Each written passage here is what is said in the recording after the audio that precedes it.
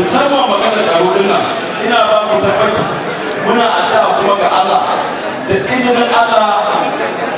kwana ɗari da za mu bisa kare ga mutum in Allah kai daga nasara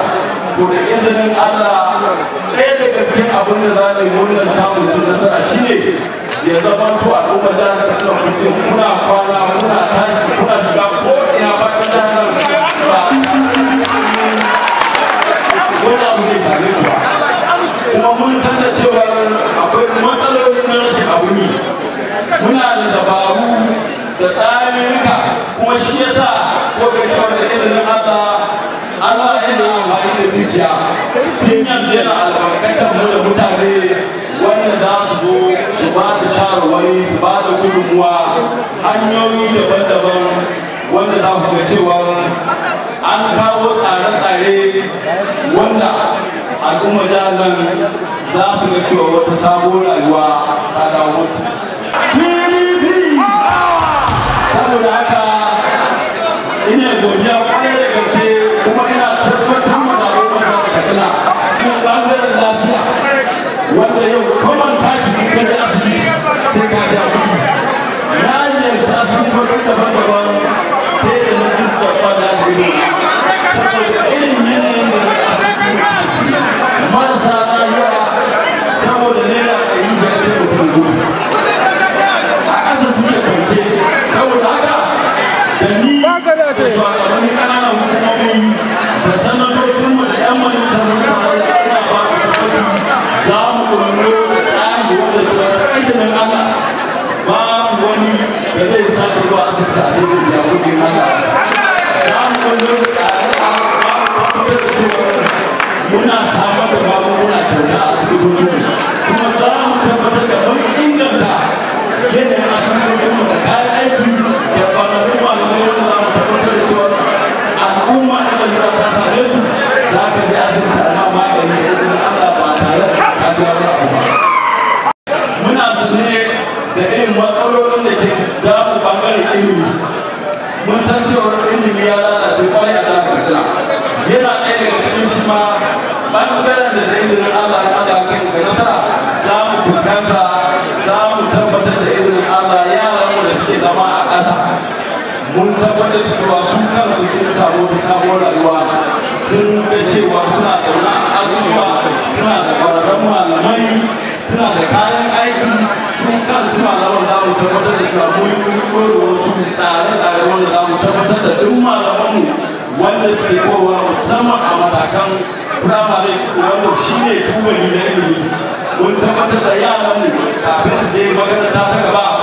yaro kowane ne tabbatar da cewa ya san da yake ya san abin da ake kwaɗa. Akwai kuɗin jarabawa da kuka sani wanda ta gona da kuɗi tana biya yanzu ba a biya yanzu musamman waye kan dakatar da yaran da zaune sun gama jarabawa amma an kasa biya musu wannan. Dan haka muna ba ku tabbaci kamar yadda kuka sani al'adar PDP ce biyan kuɗin jarabawa nan za mu tabbatar da izinin Allah a kan nasara.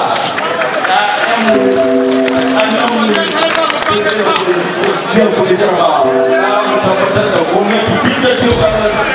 an yi wa gwamnati kan raga-raga babu wani abu da za mu canza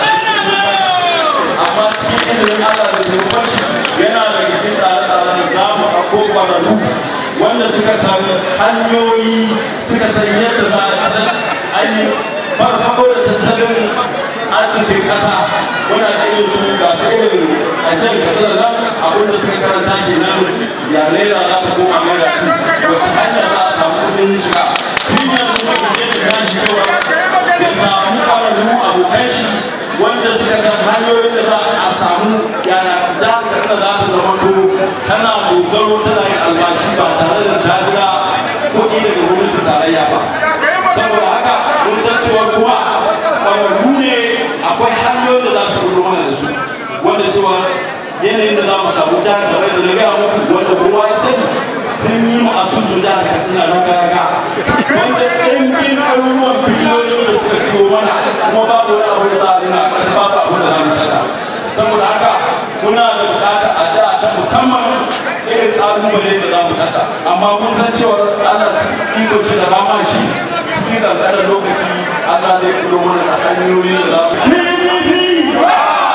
yana da cikin tsare-tsarenmu wanda Allah kai da nasara za mu tabbatar da cewa ɓangaren da muka fi takama da shi musamman wato ɓangaren noma mun ba shi mahimmanci mun ba shi kulawa na cewar manomanmu sun gane cewar sabo gwamnati ta zo mai kishin al'umma za mu ga wani irin tsare-tsare zami wanda za mu tabbatar da cewa an kullo da wasu dabaru musamman noman rani ana albarkace mu da dangan wurare daban-daban amma yanzu zaune su gidan kuma ba a amfani da su to za mu tabbatar da kun kokarin mu da wanda za mu je gwamnati tarayya mu ja ko mu ja ne mu tabbatar da cewa manoman mu sun samu abin yi wanda mun tabbatar da bangare ne wanda zai rasa raba matasan mu da al'ummar mu zaman banza da ake ba da sana'a. Saboda haka in ka duba jihar Katsina tana fama da matsalar ruwan sha wanda kuma an ɗauko da abubuwa daban-daban wanda gwamnati tarayya ta baya ta yi na wakili daga cewa an samar da ruwa a jihar nan tamu amma aikin ya tsaya saboda rashin kulawa hanyar sai da kaji an ce an zuba zunzurutun biliyoyin kuɗi a ɓangaren ruwan sha amma babu ruwa a jihar Katsina to kuna babu shi ma wani ɓangare ne da muhimmanci wanda Allah kai daga nasara wannan jihar za mu sa ido mu ga cewa wannan abu ya zama tarihi. Saboda haka ƙananan hukumomin ba za mu bari abubuwa su ci gaba da tafiya kamar yadda suke tafiya ba. Idan ka yi ba cewa za ka ga ƙananan hukumomin in ka zo da ƙaramin hukuma kai ka ce wani gida ne da ya mutu aka kone shi da daɗewa. In ba na kuma ta ba gwamnatin ba ta yi alƙawura da cewa za su saka ma ƙananan hukumomi kuɗaɗensu domin al'ummarmu da ƙananan hukumomi su samu walwala amma an samu akasin haka ba haka to ina so ku sani cewa matsayina na tsohon kansila tsohon shugaban ƙaramar hukuma na san irin mahimmancin ƙaramar hukuma ga al'umma saboda haka ina ba ku tabbaci da zarar mun yi zaɓen ƙananan hukumomi za mu tabbatar da cewa ƙananan hukumomi sun ci gaba da functioning kamar yadda ya kamata. Saba ka je ƙaramar hukuma ka samu ɗan aiki da gina asibiti ko gina makaranta ko wata hanya ina ba ku tabbaci da wani hanyar da zai dawo. Ba za mu riƙe kuɗin ƙaramar hukuma ba a ce gwamna shi ke kashe kuɗin ƙananan hukumomi. Amma za mu tabbatar da yin matakai yadda kuɗin al'umma ba za a fasa tsarin banzanci da su ba. Su wata hanya da wata lera take fita ta karamar hukuma na san dabarun da ake yi na san zan sa ido kwarai da gaske. Za mu tabbatar da cewa kuɗin kanki ya lokacin gama ɗan kanki ya lokacin gama su daga amfani ɗan kanki ya lokacin gama za mu tabbatar da cewa kuɗin ingawa mutanen ingawa suke amfani da su. Za mu tabbatar da cewa kuɗin atagarawa al'umma atagarawa suke amfani da su. Za mu sa ido kwarai da gaske mu tabbatar da cewa duk ne da za a kashe ta karamar hukuma za a kashe ta hanyar da ta dace. Ina ba ku tabbaci za ku ga canji wanda ba taɓa samun kai shi wanda ya kuma PDP matasa ake muku albishir da izinin Allah sai mun kasance ku matsayin ku da matasa kun yi alfahari da wannan gwamnati. An kullo da tsare-tsare wanda cikin ikon Allah da rama shi matashi ya faɗa da izinin Allah ya daina zaman banza da ita. Saboda haka akwai shiri na musamman da za mu tabbatar da cewa an taɓa mata kun zama kuna zama da kanku domin mun san cewa in aka tafi mata to aka tafi ba kuma mata mun san ku da amana da yawa to muna kira ku tashi ku dage ku jajirce kamar yadda muka san ku da wannan ya zama to babu wata kura ta mata da za ta wani irin ba da yake mutu kada a yaudare ku da naira 1,000 ko 500 kun dai ga irin bala'i da ake ciki ya zama mana wajibi mu tashi mu tabbatar da cewa dan arewa ya samu mulkin Najeriya kowa ya ga irin yanayin da muke ciki kuma wanda za ka zaɓa ka zaɓa mutum mai hankali ka zaɓa mutum mai tunani ba mutumin da zai ce bai san ma mai tafi ba ba mutumin da zai ce bai san ma mai yake ba kamar yadda shugaban jami'a ya faɗi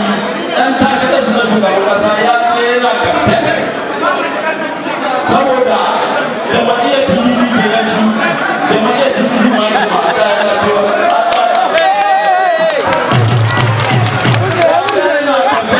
kamar ya ce yana tsaye kamar yara suna irin kwaya da wasan da ana kalo yara kun ji irin abin da yake yi maimakon ya kalli yan Najeriya ya gaya masa manufofin shi mai zai yi al'umma ya ce sai ka rasa ma wani mutum na iya yake lokacin da wani wani shafi ya ta